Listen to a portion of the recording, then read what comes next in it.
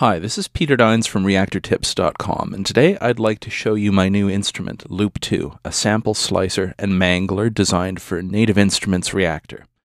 The idea behind Loupe is you import samples, something around 5 to 10 seconds works best, and you assign regions of the sample to MIDI notes. Each slice can have its own pitch, pan, gain, filter, and envelope settings, as well as forward and reverse.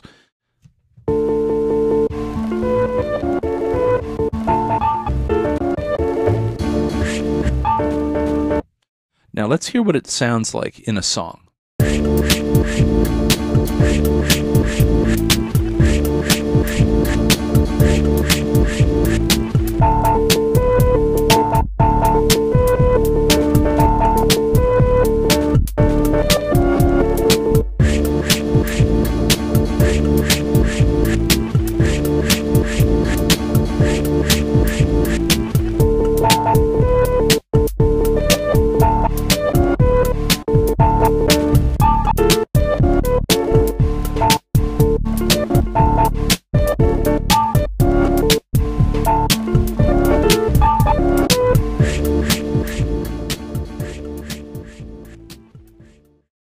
Now to explain the instrument a little, along the top here you have all your per slice parameters. So all of these can be varied per note slice combination. You've got pitch, reverse gain and pan, filter settings, and envelope settings. Now a little explanation of how you get the slices. Let's say we hit a note here.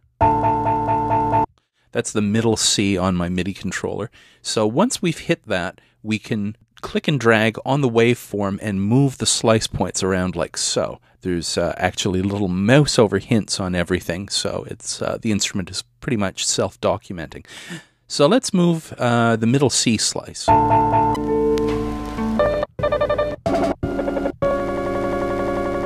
Okay, so now we've moved it over here, and the Y position, the vertical position on the waveform, when you click and drag on it, sets the loop length. So you can have a longer loop length by dragging upwards.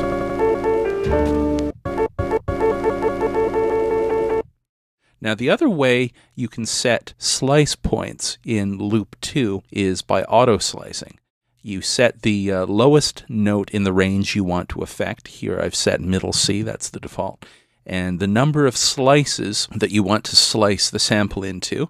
16 is the default, just because I happen to be using a machine controller, but you could put, say, 12 for a standard MIDI controller with octaves, and then you click slice.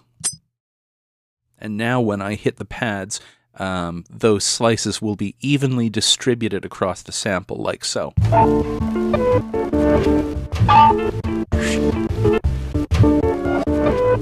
And then you can fine-tune things two ways, by clicking and dragging, or you can select a particular sample and use the fine start and fine length controls here, which is great if you map these to a MIDI controller, a MIDI knob. Then you can hit keys and the length and start controls. You don't have to take your hands off the MIDI controller and use the mouse. If you import a drum loop into Loupe and it's trimmed to a nice number of beats, and then hit the auto slice, the slice points will fall right on the beginnings of the beat, and you can do some interesting effects with the beats that way.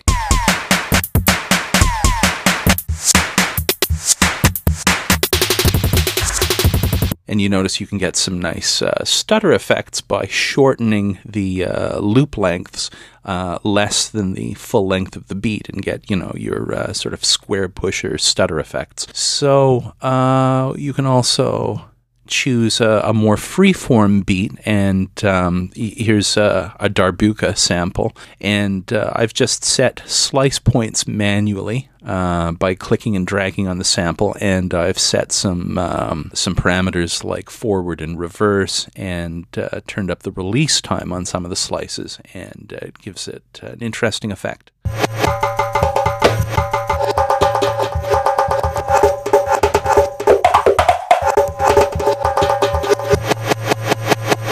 So you can do some pretty interesting rhythmic effects with drum loops and drum samples in Loupe. Well, all of this rhythmic stuff is all well and good, but what about more abstract, ambient, experimental kinds of things? Well, Loupe can do that too, particularly when we look at some of the global controls. There's an LFO that modulates the start point and the loop length, and not only does it do that, but it does it on a per slice basis. So each individual slice gets its own movement, so you don't have all 3 or 4 loop points that you're holding down at the same time moving in tandem. You get a little more variety.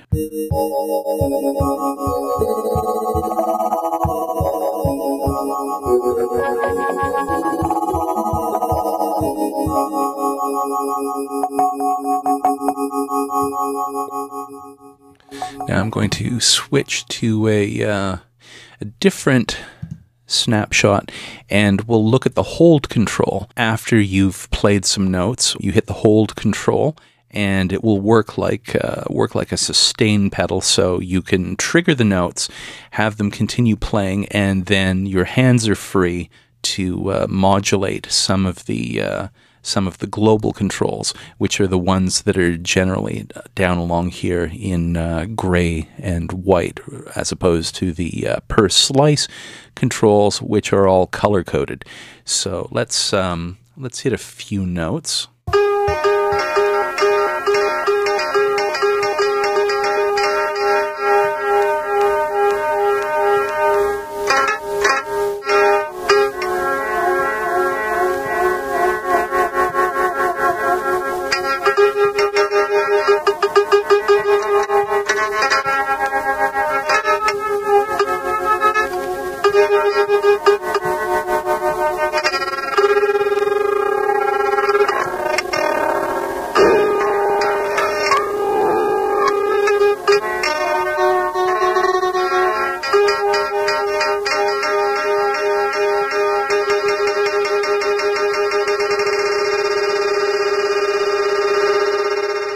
So you can get any number of more traditional, granular synthesis types of sounds out of it, as well as the rhythmic sort of remix function, and that can be great for creating all kinds of textures and atmospheres. And oftentimes you will find entire songs hidden in just a brief sample of music, a 5-second phrase that you've imported, and that's a very cool and fun process of discovery. Coming up in the next video, we're going to look at Loupe's other mode, which is also new in Loupe 2. It's the echo mode, in which you can freeze a buffer of incoming audio. It could be by using Loupe as an insert effect on a track, or you can be working with live musicians. So you can freeze a buffer of incoming sound and then apply the same sorts of repitching and stuttering and filtering and envelope effects that you apply to slice points when you're using a sample that's in the sample map. But that'll be coming up in the next Loupe 2 video.